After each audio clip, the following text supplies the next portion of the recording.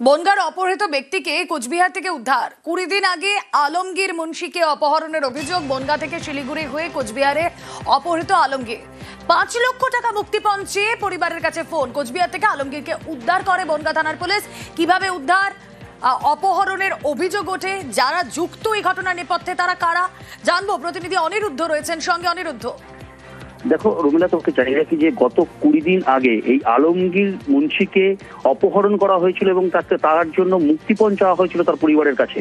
তেমনই ফোন এসেছিল তার পরিবারের কাছে। পরবর্তীতে পরিবারের পক্ষ থেকে এই আলমগীর মুন্সির বাড়ি পেট্টাপোল এলাকায় তাকে বনগাঁ থেকে প্রাথমিকভাবে সাদ্দাম মন্ডল বলে একজন কাজে নিয়ে গিয়েছিল। শিলিগুড়ি হয়ে কোচবিহারে তাকে কাজে নিয়ে যাওয়া হয় মাছের কাজের জন্য। তারপরেই তাকে অপহরণ করা হয়েছিল বলে অভিযোগ। পরবর্তীতে পরিবারের পক্ষ থেকে এত টাকা না দিতে পেরে তারা বনগাঁ থানার দ্বারস্থ হয়। বনগাঁ থানায় অভিযোগ করবার পরেই তারা তৎপর হয়ে ওঠে এবং এখান থেকে একটি টিম গিয়ে এই আলমগীর মুন্সিকে গতকাল উদ্ধার করে।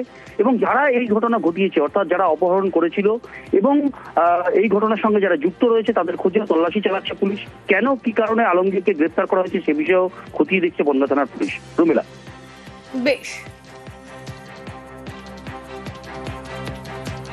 18-20 দিন আগে আমার কাজের কথা বলে নিয়ে গিয়েছিল সাদ্দাম মন্ডল।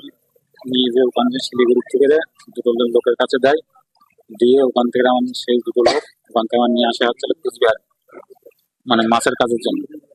কুচবিহারে নিয়ে এসে আমি বাড়ি আসবো বলে বলছি, তা বলছে কি এরকম 10 লাখ টাকা দিতে হবে। এবার আমরা গরিব মানুষ কোথাতে দেবো, তারপরে বলছে কি 5 লাখ টাকা দিতে হবে। আমি বাড়িতে ফোন করলাম, আমার বাড়ির লোকজন থানায় এসে কমপ্লেন করার পরে থানার থেকে অফিসার যে আমার কিডন্যাপ করেছে এই সুমন বর্মান আর সুজন বর্মান। সিইও দপ্তরের সামনে স্লোগান যুদ্ধ। সিইও দপ্তরের সামনে স্লোগান, পাল্টা স্লোগান, সেই ছবি আপনাদের দেখাবো। বিজেপি বিধায়করা পৌঁছতে বিএলওদের স্লোগান, পাল্টা স্লোগান। বিজেপি দফায় দফায় পুলিশের সঙ্গে বিএলওদের ধস্তাধস্তি।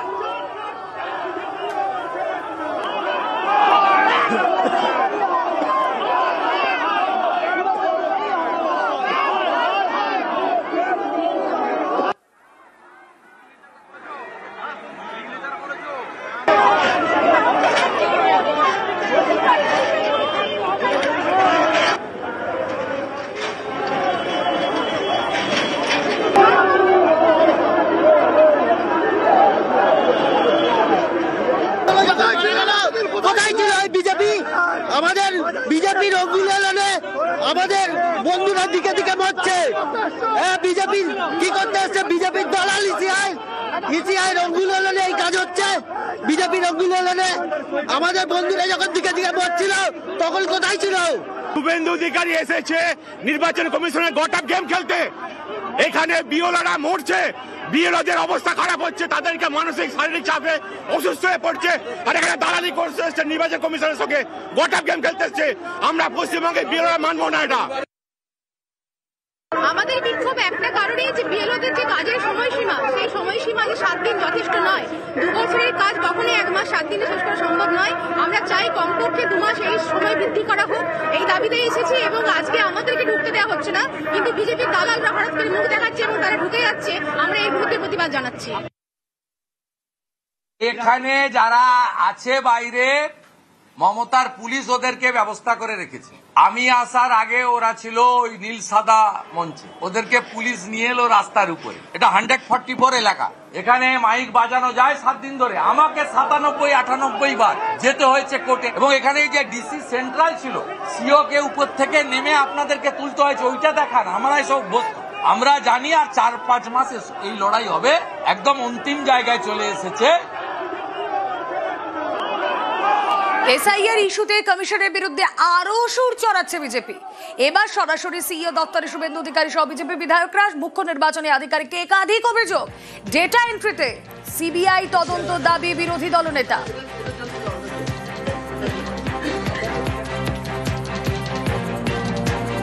তৃণমূল কংগ্রেস, তার সরকার এবং আইপ্যাক কিভাবে ডাটা এন্ট্রিতে ম্যাল প্র্যাকটিসেস ফ্রড করছে, যাতে আপনার কাছে আমরা বলতে না পারি। ডিসি সেন্ট্রাল মাননীয়া ইন্দিরা দিদিমণির নেতৃত্বে কয়েকশো পুলিশ প্রথমে দড়ি দিয়ে গেট আটকেছে। এটাতে প্রমাণিত হচ্ছে যে সিও অফিস নট সেফ। 26, 27, 28 এই 3 দিনের প্রত্যেকটা এন্ট্রিকে স্পেশাল অবজারভার এবং ইসিআই টেকনিক্যাল টিমকে দিয়ে এআই ফটো স্ক্যান এবং আপনার যা যা মডার্ন ব্যবস্থা আছে অডিট করতে হবে। মাননীয় সুব্রত গুপ্ত এবং জোন অবজারভার ফিল্ডে গতকাল থেকে কাজ করছেন।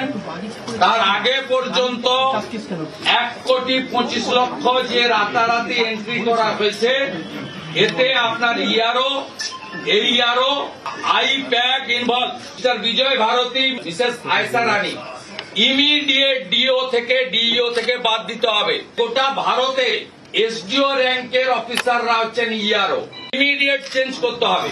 আইপ্যাক এর এত সাহস হয় কি করে ডাটা এন্ট্রি সহ এর মধ্যে ঢুকেছে? এর আমরা ইন্ডিপেন্ডেন্ট এজেন্সি দিয়ে তদন্ত চাই। বাইরের রাজ্যের আইপিএস অফিসারকে আনুন, সিবিআই কে আনুন, জুডিশিয়ালকে রিকোয়েস্ট করুন, আপনি এটা টেক আপ করুন। কমিশনের পদ্ধতিতে ভুল হলে এসআইআর বন্ধ করা হোক, ভুল ভোটার তালিকা তৈরি করে লাভ কি? পাল্টা তোপ প্রকাশ জয়প্রকাশ মজুমদারের।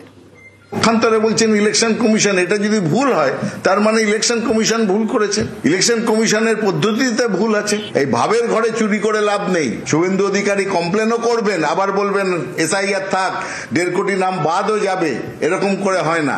এখন যদি বলে যে এরকম ভাবে গোলমেলেই ভোটার লিস্ট তৈরি হচ্ছে, তাহলে সেই ভোটার লিস্ট তৈরি করে লাভ কি? বন্ধ করা উচিত প্রসেসটা। দেখুন, ইলেকশন কমিশনের কাজ নিয়ে সিবিআই তদন্ত খুব ভালো বলেছেন, খুব ভালো।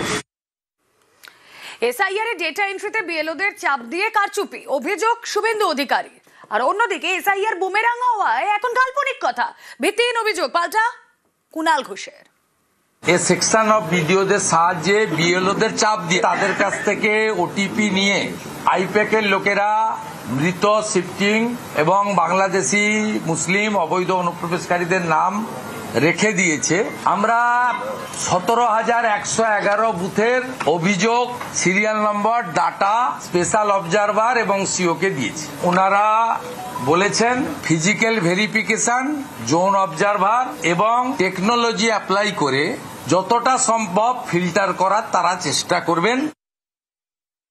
এগুলো হচ্ছে নাচতে না জানলে উঠোন বাঁকা। এই বিজেপি বিএলএ 2 দিতে পারেনি, নির্বাচন কমিশনকে দিয়ে অনুমতি করিয়ে অন্য বাইরের পাড়ার লোক আনতে হয়েছে, তাতেও দিতে পারেনি। আপনারা বুঝতে পারছেন যে আপনাদের করা হুঙ্কার, আপনাদের এসআইআর নিয়ে বড় বড় কথা, এগুলো সব বুমেরাং হচ্ছে। আপনাদের জাতীয় নির্বাচন কমিশন, আপনারা বলেছিলেন এসআইআর চাই, তো মঙ্গল গ্রহ থেকে লোকের এসআইআর করতেন নাকি মশাই? আপনাদের লোক এসআইআর করেছে। এখন যেগুলো বলছেন এগুলো অধিকাংশ কাল্পনিক, ভিত্তিহীন। আর এদিকে বিজেপিকে চ্যালেঞ্জ অভিষেক বন্দ্যোপাধ্যায়ের। ভোটে তৃণমূলের আসন সংখ্যা বাড়লে ক্ষমা চেয়ে 7 দিনে বকেয়া বরাদ্দ মেটাতে হবে বিজেপিকে, চড়া সুর অভিষেক বন্দ্যোপাধ্যায়ের।